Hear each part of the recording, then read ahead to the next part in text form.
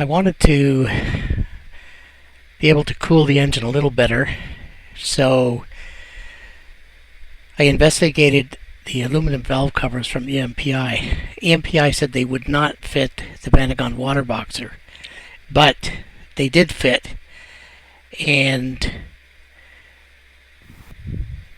I decided to install them. Here I have one of the pair installed on the driver's side.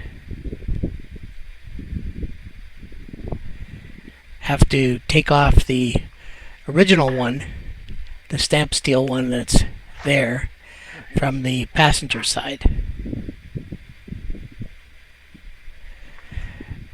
They're clips that just push into place, so that came off pretty easily with a screwdriver, prying it off. And that's how it looks like with the valve train exposed.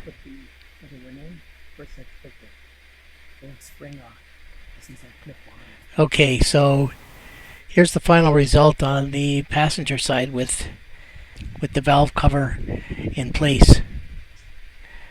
All aluminum with fins.